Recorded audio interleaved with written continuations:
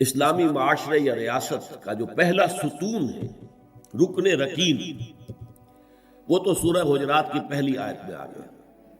اللہ اور اس کے رسول کی اطاعت بلا چون و چرا، جہاں حکم خدابندی اور حکم رسول آ جائے رک جانا، کوئی قانون قاعدہ، کوئی اللہ کی کتاب اور رسول کی سنت کے منافی نہ ہو۔ لیکن یہ دستوری اور قانونی بنیاد ہے۔ ملی زندگی، حیات ملی میں ایک اور ضرورت بھی ہوتی ہے، اس لیے کہ انسان میں جذبات بھی ہیں۔ مختلف افراد کو جوڑنے کے لیے ایک سیمنٹ سبسٹنس چاہیے، اور وہ جذباتی، کسی شخصیت کے ساتھ جذباتی لگاؤ، کسی قومی ہیرو کے ساتھ محبت، یہ باندھتی ہے ایک دوسرے کو، ان کے نقش قدم پر چلنے کی کوشش، انہیں امیٹیٹ کرنا، گاندھی کا انداز اختیار کرنا، نہرو کیپ اختیار کر لینا، جناح کیپ اختیار کر لینا، نہرو کٹ واسکٹ پہننا، ماؤ زیتون کا جیکٹ پہننا، سب کیا ہے؟ پھر 50 گز اونچے مجسمے گاندھی کے بنانا، ماؤ زیتون کے بنانا، اسٹالن کے بنانا، کس لیے؟ تاکہ عظیم شخصیت کی چھاپ پڑ جائے لوگوں کے اوپر، ان کے جذبات جو ہیں ان میں ایک شخصیت سے محبت، ایک شخصیت سے عقیدت رچ بس جائے اور یہ انہیں جوڑ دیا۔ یہ ایک ضرورت ہے، اسی لیے میں نے آپ کو یہ ساری مثالیں بتائیں۔ کیوں بتائیں؟ یہاں تک کہ اگر کوئی ہیرو نہ ہو تو ہیرو بنانا پڑتا، تاکہ اس ہیرو کی ہیرو ورشپ، تو ورشپ کا لفظ تو بہرحال ہمارے لیے درست نہیں ہے، لیکن اس ہیرو سے محبت، اس کے اتباع کا جذبہ، اس کا احترام، اس کا ادب، یہ در حقیقت انسانی ثقافت اور تہذیب کی بنیاد بنتی ہے۔ اسلامی معاشرے میں وہ شخصیت جو ہے کوئی مصنوعی بنانے کی ضرورت نہیں ہے، وہ دل آویز شخصیت ہے محمد رسول اللہ صلی اللہ علیہ وسلم۔ ان کی محبت، اللہ کی محبت کے بعد رسول کی محبت، اور پھر ساری محبتیں ان کے تابع۔ حضور نے فرمایا لا یؤمن احدکم حتی اکون احب الیہ من والدہ وولدہ والناس اجمعین، تم میں سے کوئی شخص مومن نہیں ہو سکتا جب تک کہ میں اسے اس کے والدین سے، اس کے بیٹوں سے اور تمام انسانوں سے بڑھ کر محبوب نہ ہوں۔ اور قرآن مجید میں آپ کو معلوم ہے آیت نمبر 24 سورہ توبہ کی، وہاں تو بہت زبردست دھمکی آئی ہے۔ قل ان کان آباؤکم وابناؤکم واخوانکم وازواجکم وعشیرتکم واموال اقترفتموها وتجارة تخشون كسادها ومساكن ترضونها احب اليكم من الله ورسوله وجهاد في سبيله فتربصوا حتى ياتي الله بامره والله لا يهدي القوم الفاسقين۔ اے نبی ان سے کہہ دیجئے دیکھو سن رکھو، اگر تمہیں اپنے باپ، اپنے بیٹے، اپنی بیویاں، اپنے رشتہ دار، اپنے بھائی، اور وہ مال جو تم نے بڑی محنت سے جمع کیے ہیں، اور وہ کاروبار جن میں کساد کا، مندے کا خوف رہتا ہے، اور وہ حویلیاں اور کوٹھیاں اور محل جو تم نے بنائے ہیں بہت محبوب ہیں، اگر یہ 8 چیزیں محبوب تر ہیں اللہ سے اور اس کے رسول سے اور اللہ کی راہ میں جہاد کرنے سے، تو جاؤ دفع ہو جاؤ، ادھر بیٹھو یہاں تک کہ اللہ اپنا فیصلہ سنا دے، اور اللہ ایسے ناہنجاروں کو ہدایت نہیں دیتے۔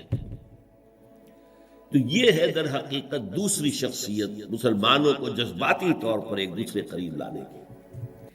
جب میرا بھی ایک جذباتی تعلق حضور کے ساتھ ہوگا، آپ کا بھی ہوگا، تو ہمارا یہ حضور کے ساتھ تعلق ہمیں بھی قریب لائے گا ایک دوسرے سے، ان کی محبت کے رشتے میں ہم بندھ جائیں گے آپس میں۔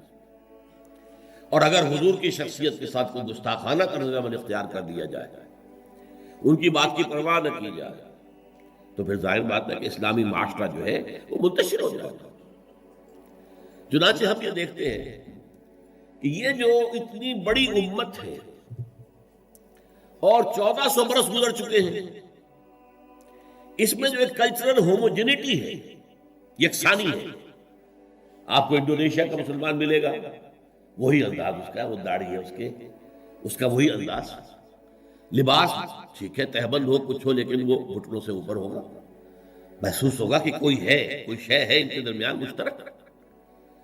نماز کے لیے کھڑے ہوں گے بیت اللہ کے گرد تو سب نماز پڑھیں گے اور کسی کی نماز ٹوٹے گی نہیں، کہیں زیادہ فرق یہ ہوگا کوئی رفع یدین زیادہ کر رہا ہے، کوئی آمین بالجہر زور سے کہہ رہا ہے، بس صلی اللہ علیہ وسلم۔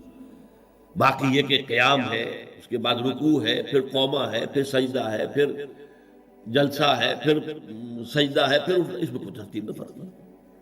یہ وہ چیز ہے جس نے اس امت کے اندر cultural homogeneity and cultural continuity پیدا کی ہے، نسل بعد نسل، نسل بعد نسل۔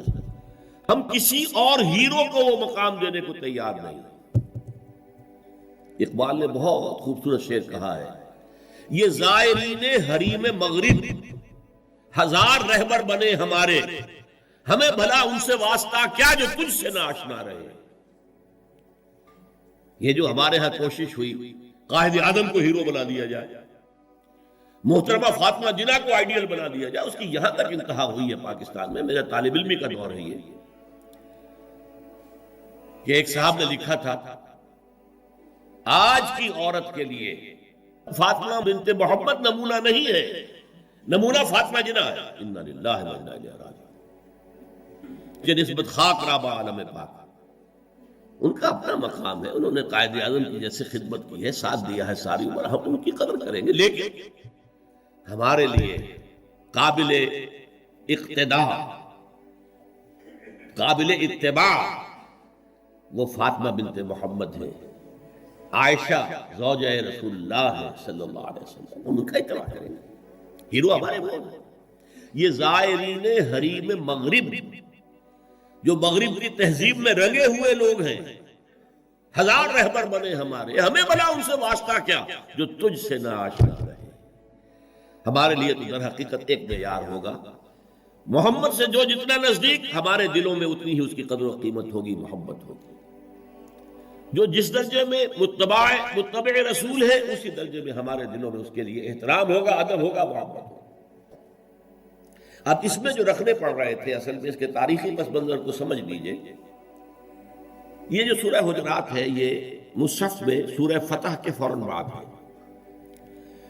سورہ فتح سے در حقیقت عرب میں اسلام کی فتوحات کا دائرہ شروع ہو گیا تھا۔ سورہ حدیبیہ کو بھی اللہ تعالیٰ نے فرمایا یہ بہت بڑی فتح ہے جو ہم نے تمہیں دی ہے، انا فتحنا لک فتحا مبینا۔ اگلے سال خیبر فتح ہو گیا جو سب سے بڑا گڑھ بن گیا تھا یہودیوں کا حجاز کے شمالی سرے پر۔ اگلے سال مکہ فتح ہو گیا، تو فتوحات کا دور شروع ہو چکا تھا۔ جب فتوحات کا دور شروع ہو گیا تو ظاہر بات ہے اب بہت سے لوگ یدخلون فی دین اللہ افواجا، چڑھتے سورج کے تو سبھی پجاری ہوتے تھے۔ اب اسلام کا وہ دور جو تھا غریبی کا، اور اسلام جو ہے وہ کمزور تھا، ضعیف تھا، وہ دور ختم ہوا۔ تو وہ چڑھتے سورج کے پجاریوں کی بڑی تعداد اسلام میں داخل ہو گئی۔ لیکن ایک تو یہ ان کی دو تین چیزیں بڑی نمایاں تھیں۔ ایک تو وہ آ کر حضور پر احسان کرتے تھے، دیکھیے ہم بغیر لڑے بڑے اسلام لے آئے ہیں، ہم تو ایمان لے آئے ہیں۔ نمبر دو اکھڑ تھے جو مزاج عرب کا ہے، اکھڑ، ادب اور احترام یہ ان کی لغتی میں نہیں تھی، بہت اکھڑ مزاج، قومن لدہ قرآن مجید نے کہا، جھگڑا نہیں، بڑی اکھڑ تھا۔ لہذا وہ حضور کے اس مقام کو نہیں پہچان پا رہے تھے، بس مان لیا آپ اللہ کے رسول ہیں، ہم نے مان لیا جی بس، اور کیا۔ لہذا ان سے بعض ایسی حرکتیں سرزد ہو رہی تھی کہ جو احترام رسول کے منافی تھی، اور احترام رسول کے منافی حرکتیں ہوں گی تو ملت اور امت کے پارا پارا ہونے کا اندیشہ ہے۔ سیمنٹ سبسٹنس جو ہے جو جوڑ رہا ہے انہیں، وہ ایک تو قانون ہے، اللہ اور اس کے رسول کے احکام، یہ قانونی اور دستوری بنیاد ہو گئی، اور ایک ہے اللہ کے رسول سے محبت۔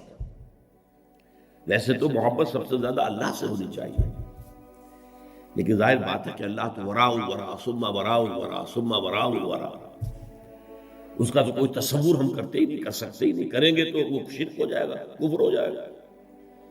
جو بھی ذہن میں نقشہ جمائیں گے وہ اللہ تو نہیں ہے، کوئی اور شے ہے جو آپ نے بنا لیا۔ می تراشر فکر ماں ہر دم خدا بندے دیگر نیا سا نیا خدا بنا رہا۔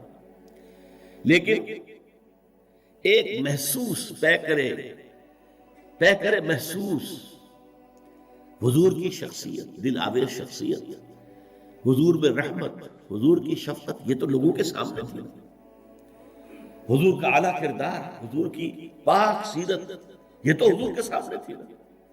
لہذا اصل محبت کا مرکز جو ہے وہ ذات نبی بن گئی۔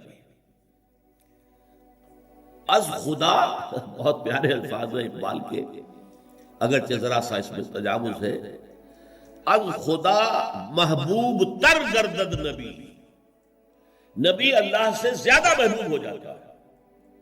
حالانکہ جب آپ اصولاً بیان کریں گے تو والذین آمنوا اشد حبا للہ، جو واقعی اہل ایمان ہے وہ شدید ترین ہوتے ہیں اللہ کی محبت میں۔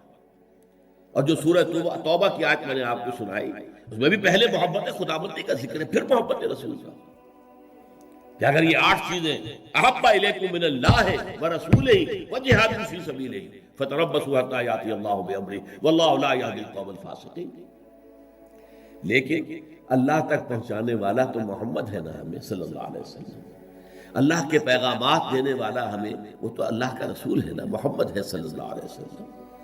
پھر ہم جو خوگرے پے کرے محسوس تھی انسان کی نظر، وہ خوگرے پے کرے محسوس محمد تو ہمیں نظر آتے ہیں، اللہ کے بارے میں تو ہم کوئی تصور نہیں کر سکتے۔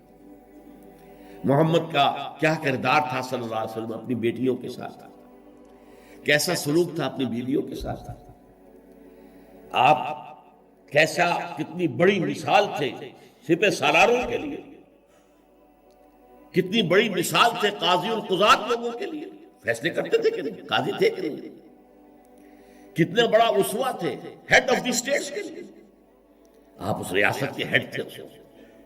کون سی حیثیت ہے جس میں ہم دیکھیں کہ وہاں پانی کو برتا ہے اور شخصیت جو ہے اتنی عظمت والی یہاں نظر نہیں آ رہی، ہر پہلو سے عظیم ترین شخصیت، تو اس کی محبت اور اس کا اتباع کا جذبہ، اس کے لیے بھی نوٹ کر لیجئے، اللہ تعالیٰ پر بھی پہلے ہمارے لیے لازم ہے اس کی اطاعت اور دوسرے محبت۔ اللہ کی اطاعت اور محبت جمع کریں تو لفظ بنے گا عبادت، اللہ کی عبادت۔ رسول کے لیے بھی اطاعت بھی اور محبت بھی، لیکن رسول کے لیے اطاعت اور محبت کو جمع کریں گے اتباع بنے گا، پیروی کرو۔ یعنی ایک تو ہے حضور نے حکم دیا، اس پر تو عمل کرنا ہی کرنا ہے، ورنہ تو ہم مسلمان ہی نہیں ہیں۔ ایک یہ ہے کہ ہم نے خود دیکھا حضور کیا کہتے ہیں، حضور چلتے کیسے ہیں، میں بھی ویسے ہی چلوں۔ حضور نے اپنے بٹن بند نہیں کیے تھے، میں بھی ساری عمر نہیں کروں گا۔ حضور فلاں سفر میں اس درخت کے نیچے سے ہو کر گزرے تھے، میں بھی ادھر سے ہو کے گزروں گا۔ اب یہ حضور کا حکم تو نہیں ہے، لیکن ایک جذبہ ہے، نقش قدم کی پیروی، اس کا نام اتباع ہے۔ تو جب اطاعت کے ساتھ محبت رسول کی شامل ہو جائے گی تو اس کا نام اتباع ہوگا۔ اللہ کا اتباع ہم نہیں کر سکتے، اللہ خالق ہے، مالک ہے، مدبر کائنات ہے، ہم اس کی پیروی کیسے کریں گے؟ ہاں، رسول کا اتباع جو ہے، قل ان کنتم تحبون اللہ فاتبعونی یحببکم اللہ، اے نبی سے کہہ دیجیے اگر تم اللہ سے محبت کرتے تو میرا اتباع کرو، اللہ تم سے محبت کرے گا۔ تو اللہ کے لیے اطاعت جمع محبت مساوی ہے عبادت کے، اور رسول کے لیے اطاعت جمع محبت مساوی ہے اتباع۔